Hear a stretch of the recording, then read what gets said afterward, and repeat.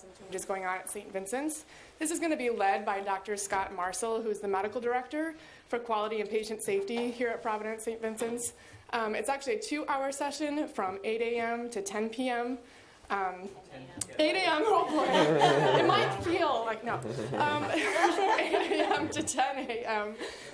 It is not part of our regular Grand Round series, so you'll not be granted CME credit for just signing in like usual. There will be an evaluation process by which those who want or need to participate to fulfill their training requirement, CME will be granted for that time once you sort of complete your usual evaluation for that. But today we have one of our usual Grand Rounds sessions. And I'm really pleased to introduce today Dr. Jeff Youker. He is a practicing internal medicine physician and also associate program director with the internal medicine residency here at St. Vincent's. Jeff came here to do his internal medicine residency after completing medical school at Loma Linda University in California. Jeff has personally made my life better time and again. Not related to the topic. But he was an outstanding resident in our program here at St. Vincent's, and later an enthusiastic and talented chief resident, and now really have come to benefit from working with him as a colleague. It might be because he was a resident in our program that he has not yet learned how to say no when I ask him to do Grand Rounds. So thank you, Jeff. But I think probably that actually has more to do with his eagerness to share his skill as a teacher. And many of you may know that Jeff actually worked as a teacher before coming to medicine. He's heavily involved in many aspects of teaching and the residency program here at St. Vincent's, including coordinating the geriatrics and ambulatory curriculum, as well as an evidence-based medicine faculty. Jeff also has leadership roles with the American College of Physicians, where his own clinical abstracts were recognized at the state and then also the national level. So sit back and enjoy Jeff as a teacher, and thanks so much.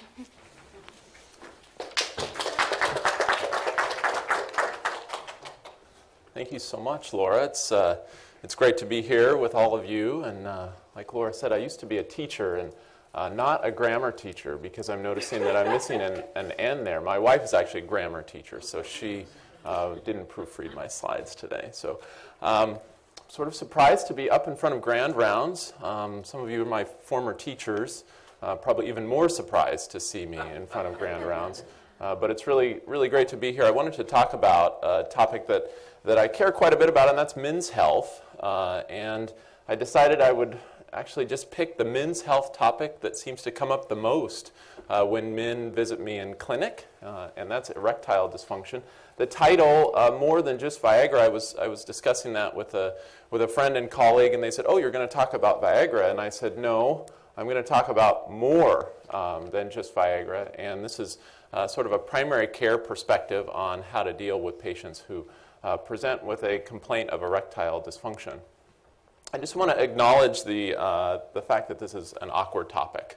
So you're welcome to giggle at different points, but we'll do my best to work through this important and meaningful topic. I have no disclosures. I don't even have any silly disclosures. Actually, when I was a kid, I did go to a Trailblazers game, and the guy sitting next to me was there with a ticket that was purchased by Pfizer, and he was a urologist. So I don't know if I have to declare that on any sort of paperwork. So what I'd like to sort of go through the following things in the next hour, talk about how erectile dysfunction and the management of erectile dysfunction is really an important tool for the primary care physician to treat and deal with some of the challenges that are facing men's health. And then I'd like to help you construct a framework for the evaluation of a patient who presents to the clinic with erectile dysfunction, and then recommend some evidence-based non-pharmacologic tools to help prevent and treat erectile dysfunction. This is part of the sort of reason to put this talk together is I've had patients after patients over the last couple of years come to me and just sort of as an aside at the end of the clinic visit, oh, can you write me a prescription for Viagra, or can you refill my Viagra? And I was left wondering, you know, what else is there? What else can I offer these patients? What other things are available to help treat this condition? So some non-pharmacologic stuff. And then understand the association between erectile dysfunction and cardiovascular disease and the treatments that may help with both conditions. And then recognize the complicated interrelationships that exist between hypertension, hyperlipidemia, depression with erectile dysfunction, and how our prescribing habits can possibly help to decrease some of these challenges for patients. But I want to just take a step back and think about men's health from a larger perspective. This is some data that was put together by the CDC National Vital Statistics report here not long ago, but this is up through 2013. And it's just worth noticing that men don't live as long as women. And this is not an unknown piece of information. It's getting better. Men are living longer than they were a few decades ago, but still across the board, regardless of race, women are living longer than men. So brings it to the question, the forefront of the question, why is that? Well, the ratio of death for men to women is in all causes 1.4, so it's sort of in everything, but specifically diseases of the heart, 1.6 ratio of men to women, malignant neoplasms, chronic obstructive pulmonary disease, chronic lower respiratory diseases, 1.2, accidents, 2.0, diabetes, 1.5, influenza, pneumonia, and intentional self-harm, suicide, 3.7, a lot of which are sort of within the domain of the primary care physician. Screening for cardiovascular disease, screening for malignancies, talking about smoking cessation, vaccinations, diabetes management, thinking about mental health. The two areas where women are dying at least equal to men or more than men are really diseases that you have to live a long time in order to get, like Alzheimer's disease or cerebrovascular disease. So it's not necessarily a good thing that the ratios are lower in those categories. So why is that? Why is it that men are dying of these things? Well, they're smoking more. They have uncontrolled high blood pressure more than women. And you specifically see this in a younger demographic. So you can see age 20 to 44. This is, again, data by the CDC. And you can see a large percentage of men in that category with hypertension. It is uncontrolled compared with women in the same demographic. Men are more overweight and more obese than women. And this is something that is actually, unlike the other trends there, is getting worse, not better. And I think that part of this is that men generally don't like to go to the doctor. And this has been sort of supported in a variety of studies. But if I don't go to the doctor, he can't find anything wrong with me. That's how I stay healthy. So the studies actually seem to support this as well. And not much of a change over the last couple of decades. This is some data here from the International Journal of Clinical Practice. The number or percentage of men or women who never go to the doctor, twice as much for men as it is for women. And so I'd like to just sort of construct this, which is my own sort of theory, and hopeful that there might be some research on this in the future, but I couldn't find anything. But this is sort of how I view erectile dysfunction in the setting of men's health. And you have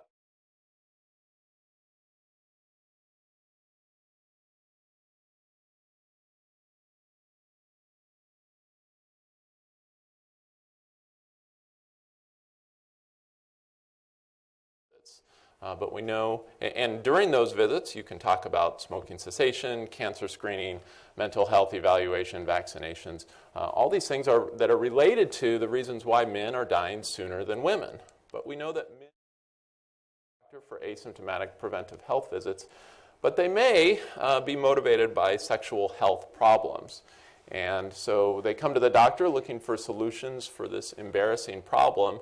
And this is a great opportunity for the primary care doctor to deal with all of these things that are associated with increased mortality for men. So when this patient shows up on your schedule, which happened to me a couple of months ago, discuss male issue, or sometimes I see on my schedule UTI, and I ask the patient after the visit, well, did you want to discuss your UTI? Oh, no, I had to put something down, but I didn't want to actually say what the real problem was. It's an opportunity for us as practitioners to embrace that and really think about all the things that we can offer our patients. So I just want to present to you sort of three classic cases or cases that I've had within the last couple of years of practice that illustrate how these patients have come to seek the help of a healthcare provider. A 35-year-old obese male with a family history of coronary disease presenting to the clinic as a new patient to establish care. He has a benign health history and a normal physical exam, including vital signs. But at the very end of the visit, always comes at the end of the visit, he asked for a prescription of Viagra due to some recent problems with erectile dysfunction, which have caused him to be anxious about continuing to engage in sexual intercourse. Another case that I've had, and we'll go through these individually, a 63-year-old male with hypertension, type 2 diabetes, and depression sends an email with the following concerns. He's concerned that his blood pressure medicines may be causing his erectile dysfunction. He requests that our office quit sending him letters to let him know that he's supposed to be on a statin. And he's asking for you to submit a prescription to the pharmacy for Viagra. And the third patient is a 70-year-old male with a coronary artery disease who has sublingual nitroglycerin on his med list, presents 3 months following cabbage to discuss his general health. And he has a couple of specific questions. Number one, is it even safe for him to have sexual intercourse? And he asked for a Viagra prescription, which has worked for him in the past. So thinking more about case number one, the questions that I have are, is there more than just Viagra that I can offer this patient? Other than Viagra, is there further evaluation that I need to do? Are there additional treatment options that might be have some more long-lasting benefit rather than just the rapid benefit for Viagra? And what's the prognosis? How's this patient going to do long-term? Well, for the longest time, erectile dysfunction has sort of been thought of as a disease of the aging. Most of the research has sort of pointed to that, although newer studies are coming out with some different information. But here is one of the first studies to look at it, sexual function in men older than 50, published in Annals. And what it is essentially is a cross-sectional analysis of data from prospective cohort study, looked at a whole bunch of men ranging in ages from 53 to 90. And what they found is, ignore the first part here, which is men with prostate cancer, although this was more in an era where prostate cancer was treated more aggressively, and the side effects of that being erectile dysfunction probably contributes to this high propensity for erectile dysfunction in this population. But you can see a general curve, regardless of what the comorbidities are, from 50s to 90s. I guess if you live to 85 to 90, you get a little bit of a break there. So that's one of the advantages of getting to that age range. But you can see with more comorbidities, more chronic disease, the chances of erectile dysfunction increases. But generally, as you get older, this is a disease that's associated. And this is becoming an increasing health problem. I couldn't find the exact incidence of erectile dysfunction today, but studies have shown that this is a problem that's going to be on the rise, estimated to be about 322 million patients in 2025. So an increasing problem that healthcare practitioners are going to need to be more comfortable with. So what are the risk factors? What are the things that are most closely associated with developing this condition? Well, the first one, you probably can't read that, which is fine. Body mass index has a hazard ratio of 1.2. It does seem to be dependent on what the body mass index is. So the higher it is, the more likely the patient is to have erectile dysfunction. There's an inverse association with activity, so a hazard ratio of 0.7. And there's been some cohort studies or some cross-sectional studies or survey studies that have looked at this, and basically, the more exercise and more intense exercise program that a patient is involved in, the less likely they are to have erectile dysfunction. So any exercise at all, better than none. The more intense exercise program, even more increased or decreased likelihood. So TV watching, I suppose it depends a little bit on what you're actually watching on TV, but a hazard ratio of 1.2 seems to increase that. There's actually no association with alcohol, so this has been looked at, never been found. There is an association with smoking, but the studies haven't been great to show that smoking cessation reverses the process. So another reason why we want to educate our patients before they have symptoms associated with smoking, including erectile dysfunction, to stop, because there is a clear association there. And then the metabolic syndrome, and I'll talk quite a bit more about this, but sort of an across-the-board association of hypertension, hyperlipidemia, heart disease, diabetes, all associated with erectile dysfunction. And then medications, which lots of medications, we'll talk about those as well, associated with erectile dysfunction. But I do want to at least touch on this a little bit, which is that some new information is coming out that's showing that this may actually be a bit of a young man's disease as well. So in the past, it's been thought of as an aging disease, but here's a study in Italy that sort of changes our view of it. What it is it's a retrospective chart review of 790 consecutive male patients presenting in Italy for sexual dysfunction. So they just went back and looked at the charts. Who are the last 790 patients to come through complaining of sexual dysfunction? And what they found, and this top line here is really the most relevant, is that a quarter of these patients were actually under 40. So a significant percentage of patients presenting with this disease younger. And then you say, well, patients are developing metabolic syndrome younger. There's more problems associated with childhood obesity. Maybe that's contributing to this. And what they actually found is that in this demographic of patients, the BMI was 25. So these are not necessarily patients that are having metabolic syndrome picture. You can see much less hypertension, hyperlipidemia, so on and so forth. Exercise tolerance here. Sorry, I think that's different. And then so you think, well, maybe this is associated with hypogonadism, but really not, less in this population than in the older population. So I don't have a great answer why that is the case, but it's something that we need to be aware of both for our younger patients as well as our older patients, because we're seeing this disease process on the rise. So what type of evaluation should be done? And I think with any sort of evaluation that you have for a patient problem, you should ask the question, what is the differential diagnosis? Because that's really going to drive what tests you order or what sort of additional evaluation you need to do. So the first thing you should ask is, could this be something other than erectile dysfunction? Is there some sort of other sexual health problem that needs to be addressed? And then what are the most likely causes of erectile dysfunction? And then relevant to the workup or evaluation is, what are the comorbid conditions? What are the things that are usually attached to this problem or related to the problem? And here's just kind of a brief, we won't spend a lot of time on this, but a brief explanation of some of the things that can cause erectile dysfunction. There are some penile diseases, including Peyronie's disease. Some of this is more obviously seen on physical exam, or patients are well aware of this. The prevalence of this sort of unknown from what I could tell from the studies, but really around 1%, maybe a little bit more than that, but tends to not be the patients who are presenting to our clinic. There are neurogenic causes of erectile dysfunction. This can be related to really any neurologic condition, Parkinson's disease, dementia, stroke, spinal cord problems. The prevalence of this, I couldn't really find that in any of the literature, but certainly is something that we see. There are hormonal problems that can contribute to erectile dysfunction. And this was, I think, at some time thought to be a more common cause of erectile dysfunction, specifically low testosterone or prolactinoma. But the studies haven't really shown that there's a high number of erectile dysfunction patients with these problems. You can also have it associated with thyroid disease, either high or low thyroid, and adrenal disease as well, so either cortisol deficiency, hypercortisol states. And then there's psychogenic, which represents a large percentage, approximately 33% based on some studies that I've seen. And this can be associated with any number of sort of mental health problems. Performance anxiety seems to be more common recently and maybe contributing to some of that younger demographic problem. Past trauma, relational problems, anxiety, depression, and so on. And then you have vascular disease, and these are really a majority of the patients and a majority of what the rest of the talk is going to focus on. But these are patients who have comorbidities of diabetes, coronary disease, peripheral vascular disease, hypertension, hyperlipidemia.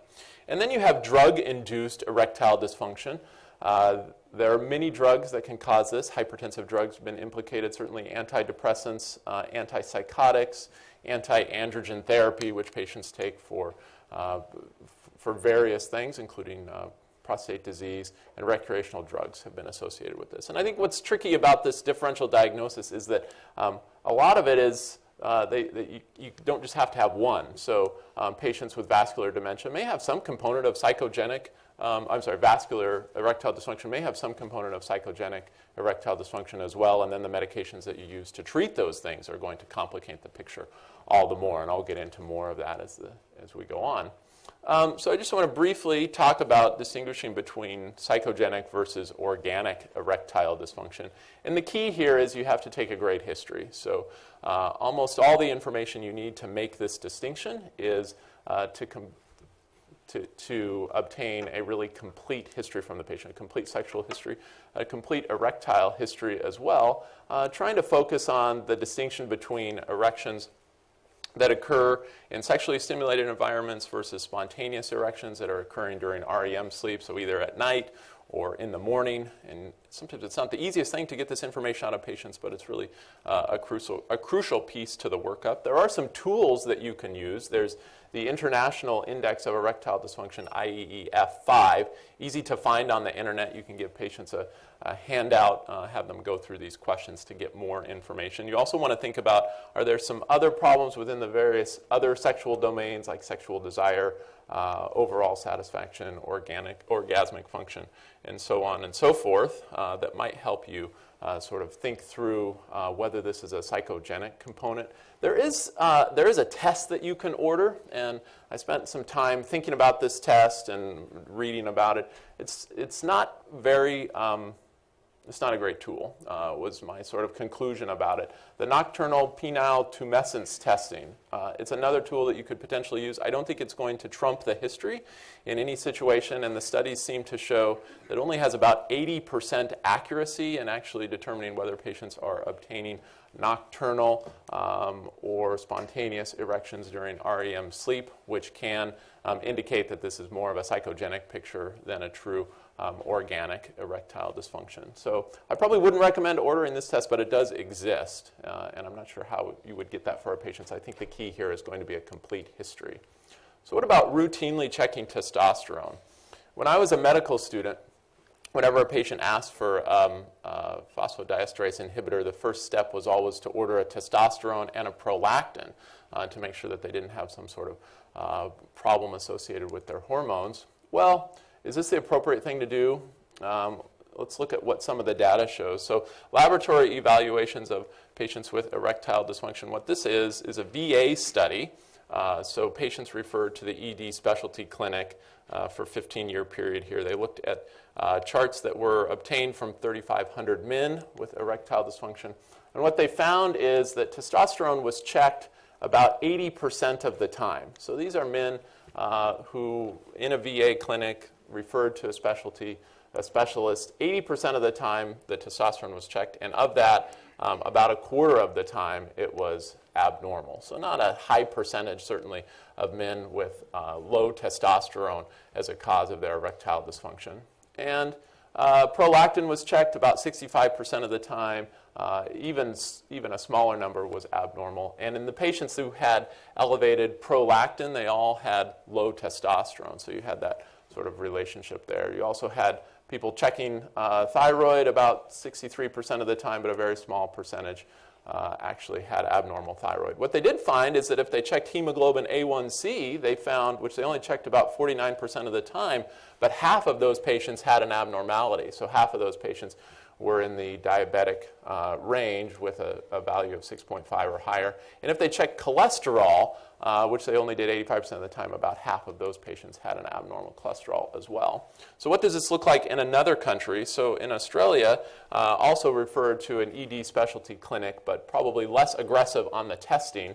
Average age of 54, they had 1,400 men, of which they sort of broke them down into a subset because only a third of those did they check cholesterol in. So this is a younger demographic of patients than the VA study.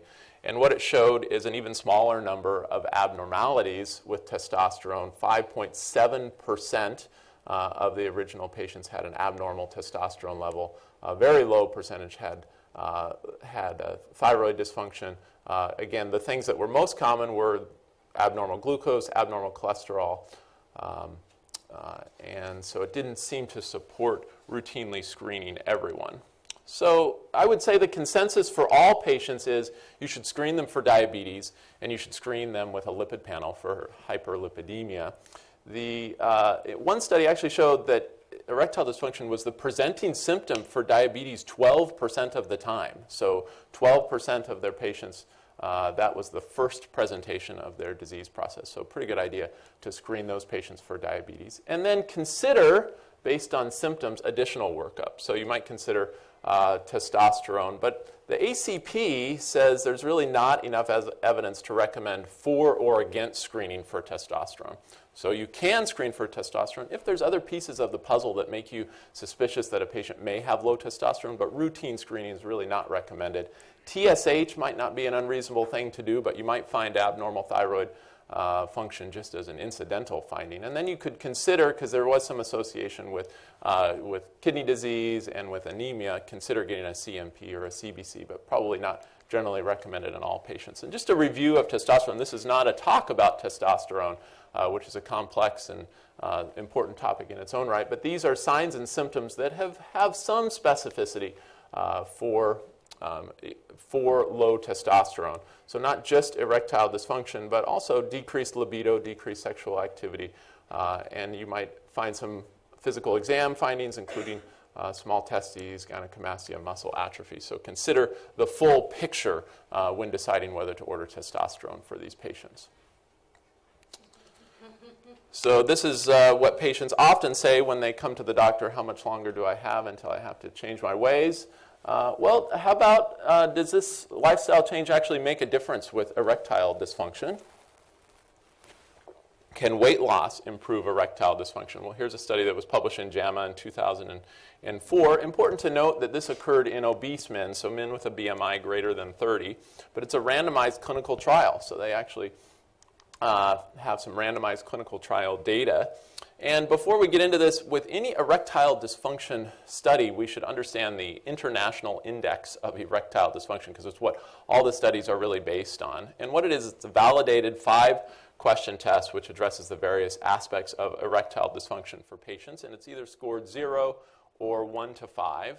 And the 5-question aggregate scores will put you into 5 different categories here: severe, moderate, mild to moderate, mild, or no ED.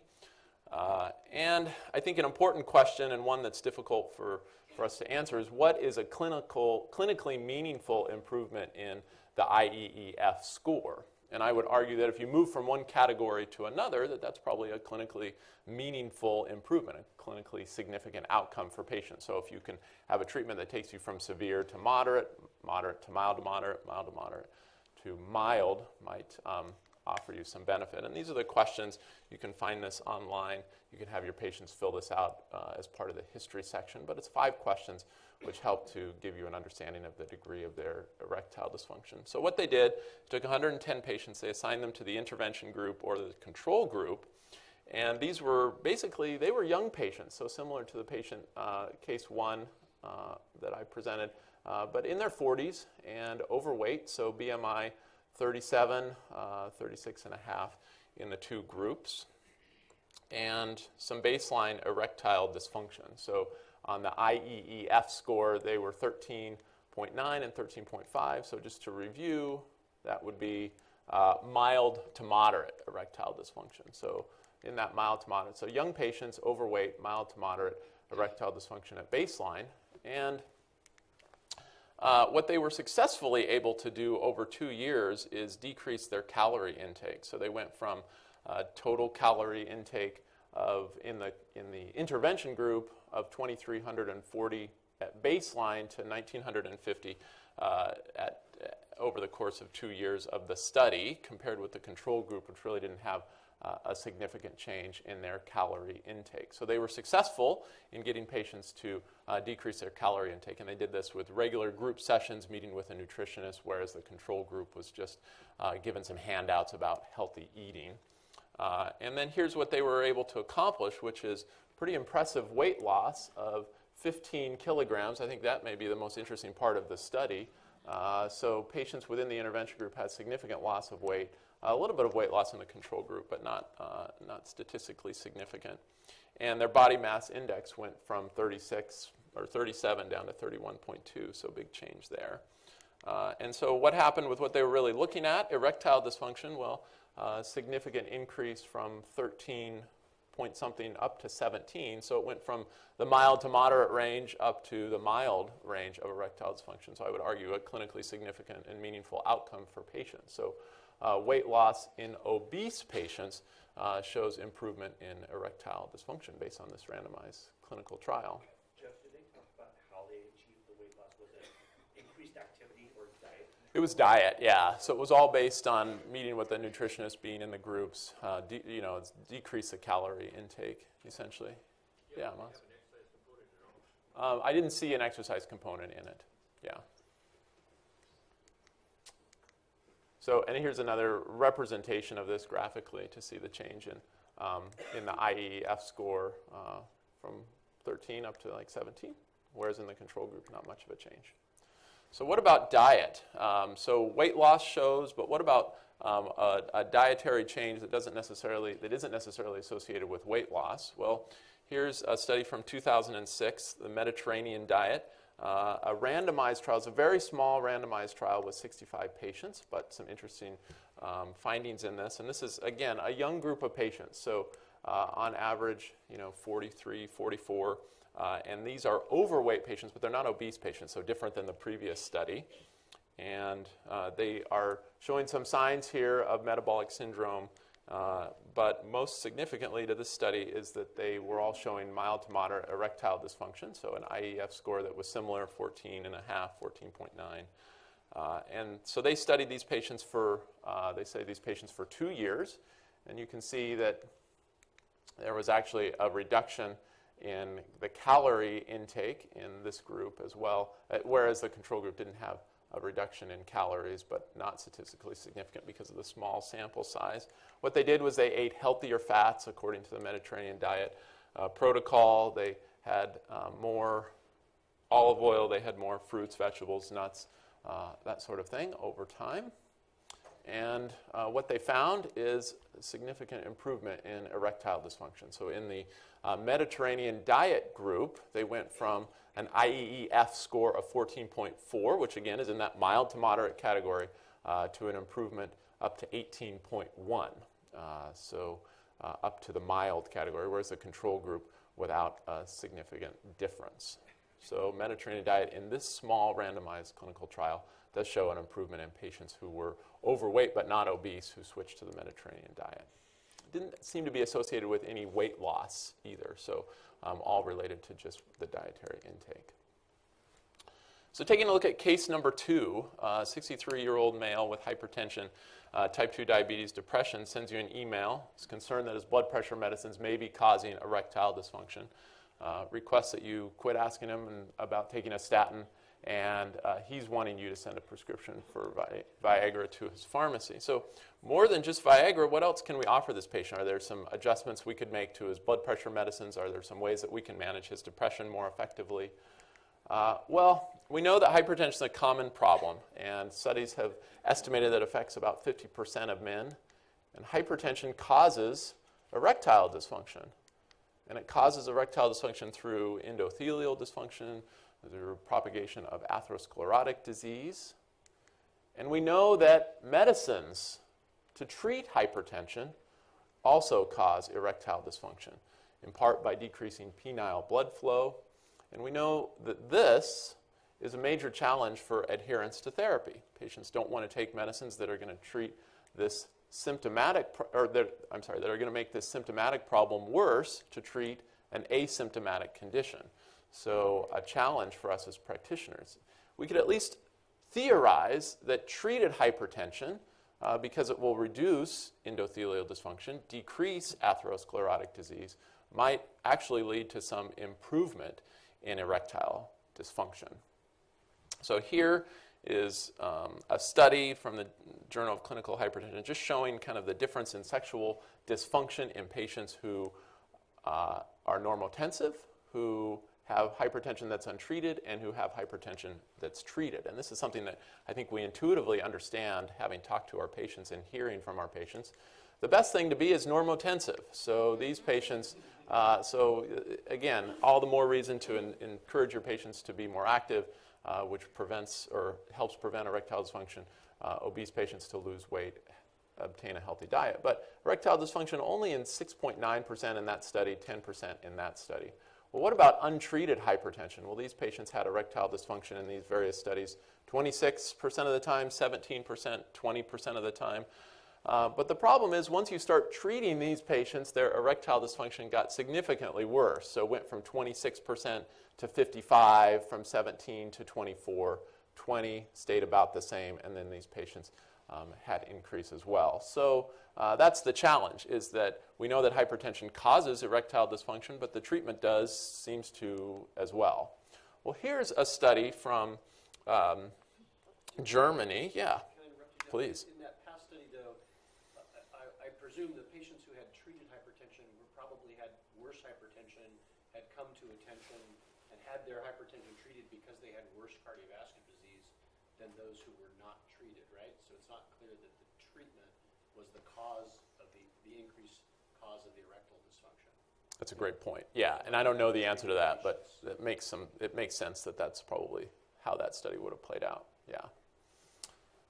So what they did was looked at angiotensin II antagonist valsartan, an ARB, in sexual function in hypertensive men. So this is a cohort study, so it's not a randomized clinical trial, so we have to understand all the limitations of a cohort study. But these were hypertensive males in two categories. So males who were switched to valsartan from a previous medicine. So they had hypertension, were on a medicine, and then switched from that over to an ARB, valsartan. And then you had newly diagnosed hypertension who were started on valsartan as the treatment for their blood pressure.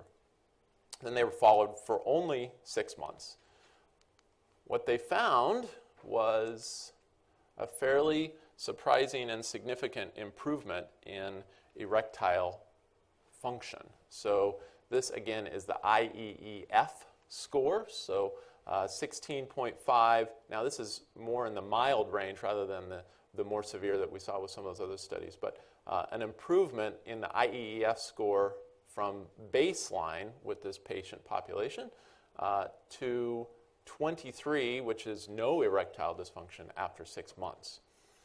They also had improvement in the other domains of sexual function, but most notably here, a significant improvement in erectile dysfunction, in erectile function. And when they broke it up into the individual groups, so percentage of patients with erectile function according to these IEEF scores, you can see that in the total group, you had about a 30% reduction. In the group that was untreated previously, so the people who were not on an antihypertensive, you had, again, about a 30% reduction in erectile dysfunction. In the group that was pre-treated, so on a different antihypertensive medicine, and then switched to valsartan, about a 30% improvement. People who were considered at risk for cardiovascular disease had a little bit less improvement, 22%. People who were not considered at risk for cardiovascular disease, again, that sort of 30% range. If you were just on valsartan as monotherapy, 30%, combination therapy around that number as well. So it's a cohort study. I'm not sure that we can make huge claims off of this, but I think that one claim we might be able to make is that an angiotensin receptor blocker may be neutral, at least, with erectile dysfunction, and maybe even will improve some of the hypertension-associated causes of erectile dysfunction. Now, there is a mechanism proposed for this. I'm not going to spend too much time on this, but the angiotensin II receptor leads to contraction of smooth muscle, and that leads to a loss of an erection called detumescence. And the losartan, or an ARB, blocks the angiotensin II receptor, and that causes contraction to not occur and detumescence to not occur, which prolongs the erections. This seems to be an effect that's thought to be more likely in an ARB than an ACE inhibitor, although an ACE acts up here and should have some sort of similar effect. So this is out of the Journal of Clinical Hypertension, sort of the consensus thought with regard to treating hypertension and thinking about erectile function. And the ACE inhibitors the angiotensin receptor blockers may be positive effect, and they are first-line therapy with the JNC8 guidelines. Alpha blockers also thought to maybe have a positive impact on erectile function, although not first-line therapy, certainly.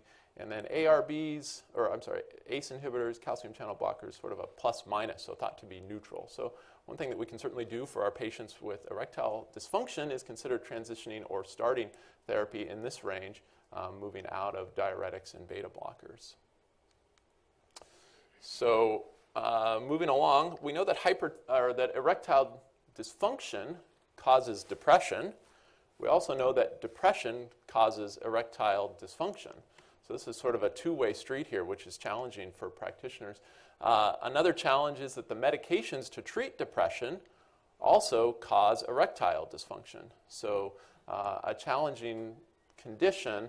I think that we can assume that or theorize perhaps, that if we treat depression effectively, we might actually improve that component that contributes to erectile dysfunction. So here's the Massachusetts male aging study. They looked at patients age 40 to 70, and what they found is that as erectile dysfunction increases, so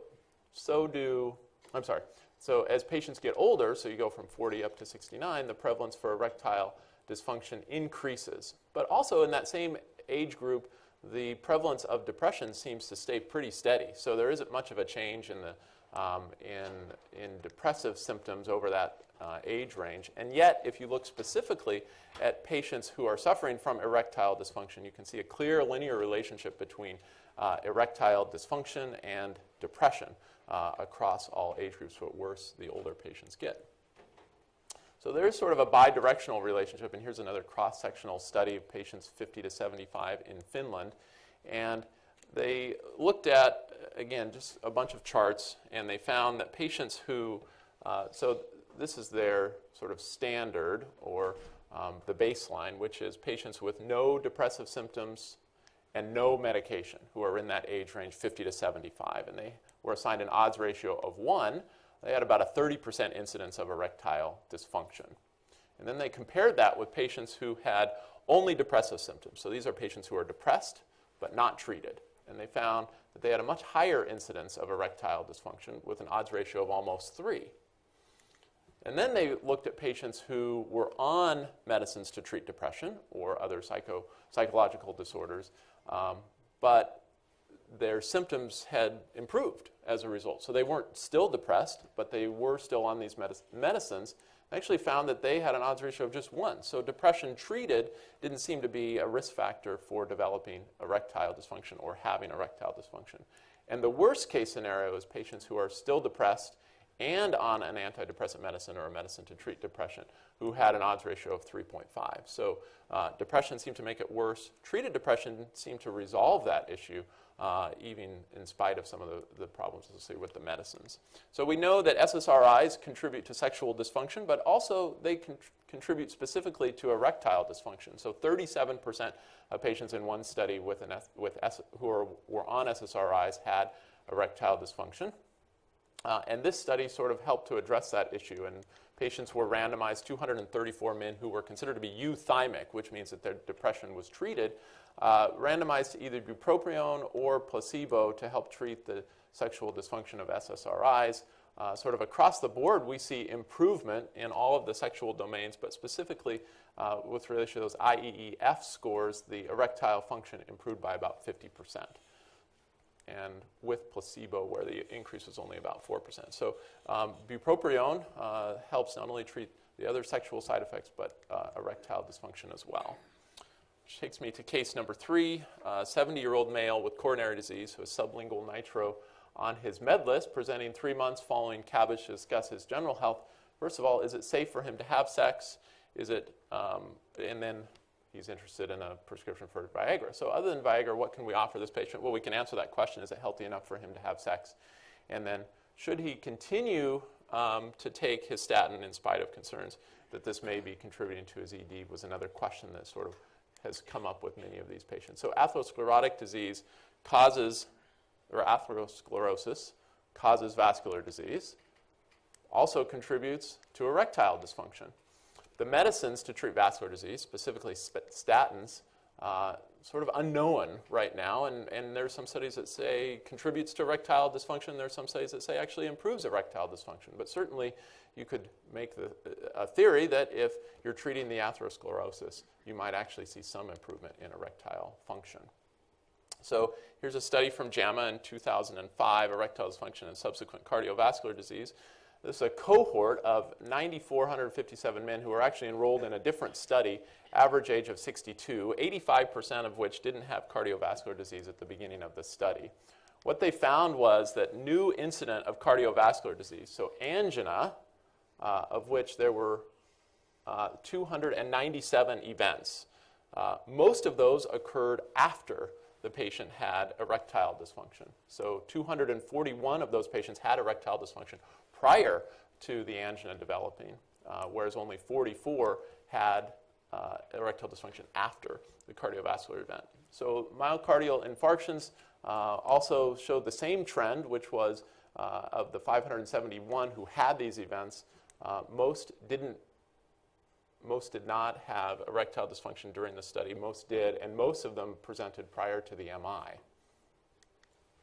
And then their first cardiovascular event endpoint, again, of the 1,186 who had that, most of them had ED prior to the cardiovascular event. And part of that is probably because if atherosclerosis is a causative factor, the penile arteries are much smaller in caliber than the coronary arteries, and so you might see presence of disease there first as a predictor of ultimate cardiovascular events. Here's another study that, again, was analyzed a little bit differently than it was initially, but a randomized clinical trial reanalyzed to determine if ED predicts for cardiovascular events.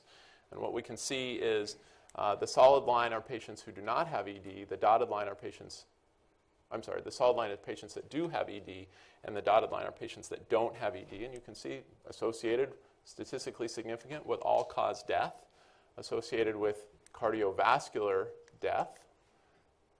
There didn't seem to be any statistically significant association with stroke. There was a significant association with myocardial infarction. There didn't seem to be much association with heart failure, of hospitalization for heart failure, but the primary outcome, which was to combine all of these things, a clear difference in patients with erectile dysfunction. So a sign that there may be developing cardiovascular disease. It needs to be treated fairly aggressively. Here's another study, population longitudinal erectile dysfunction and future cardiovascular events. This seems to be most common in, or most pronounced in the younger patient. So patients in the 40 to 45 age range seem to be most at risk if they had erectile dysfunction of developing early coronary disease. As they got older, the difference between the two groups was less. But certainly with respect to age, cardiovascular disease needs to be thought of very thoughtfully by practitioners when patients are presenting with that, especially young patients. So there are the Princeton consensus guidelines for this and how these patients should be evaluated. So we should take a sexual inquiry for all of our patients, and if erectile dysfunction is confirmed, we should think about their exercise ability. This sort of gets to the question of, is sexual intercourse safe for that last patient? Well, sexual activity is considered to be the equivalent of 3 METs. So what we can ask our patients is, are you able to do 3 METs? And so what are some things that represent 3 METs? Walking 1 mile on a flat surface in 20 minutes or less is considered 3 METs. Briskly walking up 2 flights of stairs in 10 seconds is considered 3 METs. Completing 4 minutes on a standard Bruce protocol treadmill test also considered 3 METs. So if our patients are not able to do this, then it's really not considered that sexual activity is safe for them, and they would be in the high-risk category, and at that point they need to be evaluated further by a cardiologist. If they're able to do this exercise without any problem, then they're considered low risk. If you can't quite tell and they're in this middle category, then it's appropriate to risk stratify them for cardiovascular disease with a stress test and then therapy accordingly. But you should advise these patients that they are going to be at increased risk of cardiovascular disease based on the studies and treat aggressively, which takes us to the next question. What about statins? What about the association with erectile dysfunction and statins. Well, here's a study from France. It's just a non-case study. And what they did essentially was they looked at, in their database, 110,000 adverse drug reactions reviewed, and 4,400 of which were related to the statins. Of that number, 51 patients were noted to have erectile dysfunction as their adverse drug reaction. So a pretty small number compared to all of the patients that were in the database and all of the complaints that were associated with the statins. ED was a small one.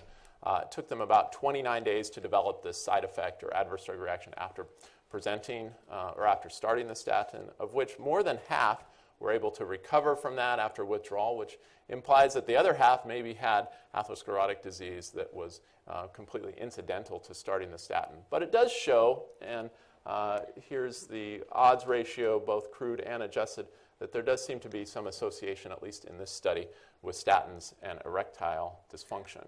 Now, another study shows, this is from the Asian Journal of Andrology, the role of statins in erectile function. It's a meta-analysis, and what they saw, again, going back to these IEEF numbers, statins, so pre-treatment, so in the control group versus the statin group, everyone seemed to have some degree of erectile dysfunction, and you actually see improvement in the statin group after starting the medicine. So they actually had improved, and I would say clinically significant improvement in their erectile function compared with the control group, which really, this study, some improvement, but the other without much change.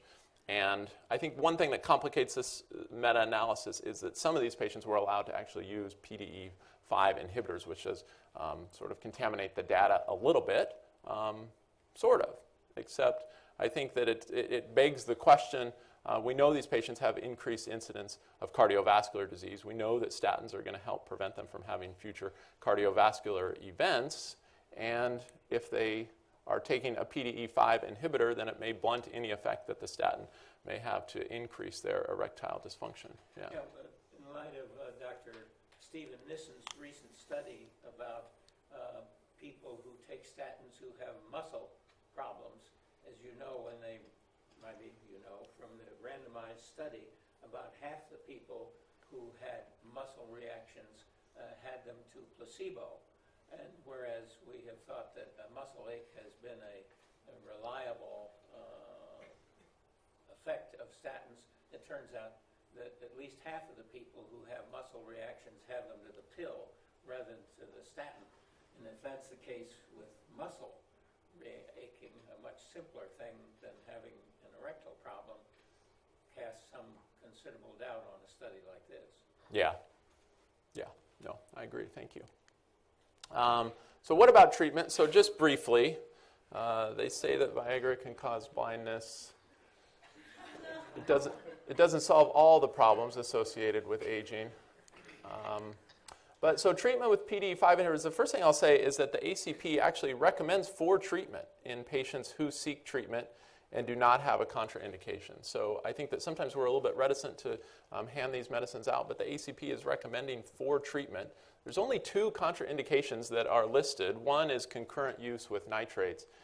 This is based on original Pfizer data with Viagra. It showed basically a doubling of the hypotensive effect of nitrates when taken with a PDE5 inhibitor.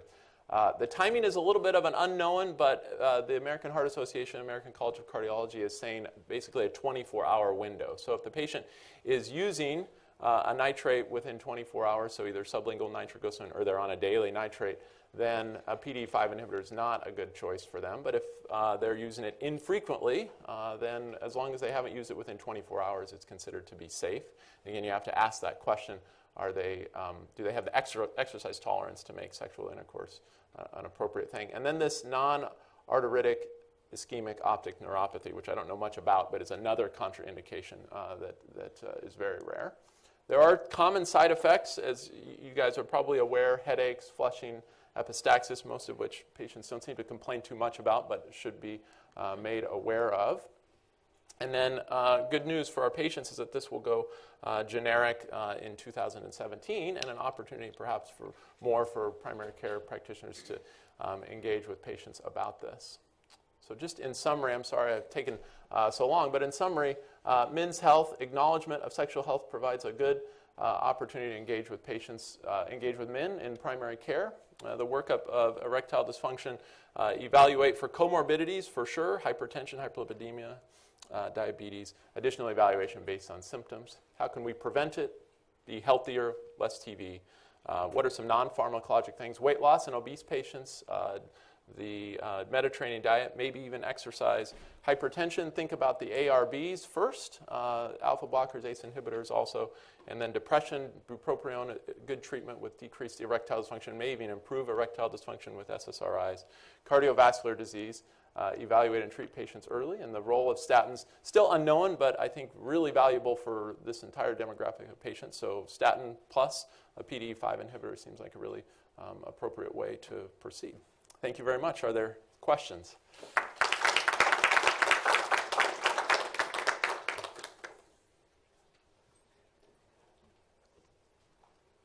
Yeah.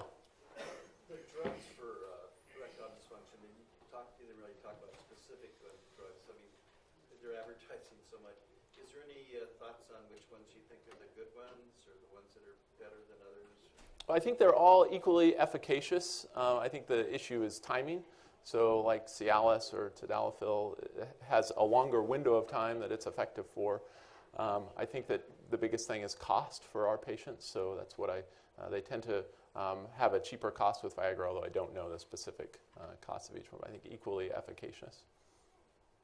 Yeah, Imran. So you mentioned SSRIs as detrimental in this area. Yes. Are there antidepressants that are better than others that help prevent that down there? Well, the bupropion study shows that it helped improve erectile function in patients who had it as a result of SSRIs. So I think it's a little bit of an extrapolation, adding in addition. So I think it's a little bit of an extrapolation from that data to say that bupropion then would be neutral with respect to erectile dysfunction as the first-line agent for depression, but I think that would be a reasonable choice to make, certainly appropriate in patients who are having sexual side effects from the SSRIs. Yeah, in the back. Your comments about Big Pharma and their constant advertisements on television. Direct-to-consumer advertising is certainly a challenge for us as primary care practitioners.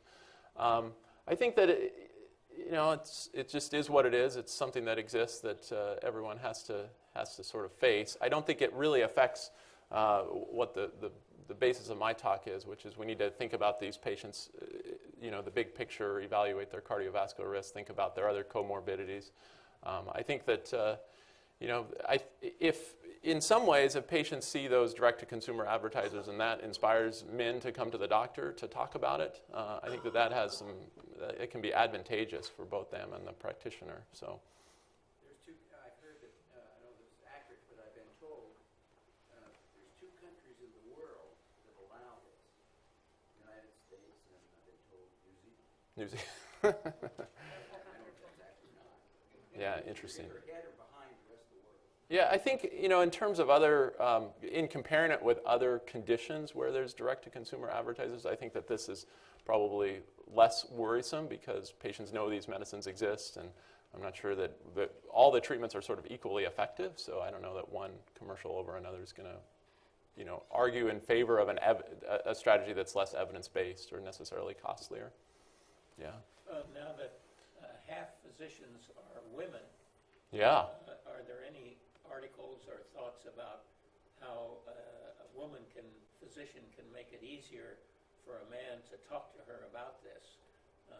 In other words, my guess is that it would be harder for most men to talk to their women physician than talk to their male physician, but maybe that's not right. I don't know. Yeah, that's a great question. So the question was, is there any sort of research on there about how it's easier for patients or female physicians to engage about this question of sexual health or erectile dysfunction? I didn't see any. I'm sure that they probably do exist. I think that's an important question. It's something that we have to sort of just, say, hey, this is something that we need to talk about regardless of sort of pop the balloon, if you will, to get everyone sort of comfortable around this topic, because it's what's going to bring men into the doctor. and help them with sort of the rest of the puzzle. Okay, great. Thanks, everyone.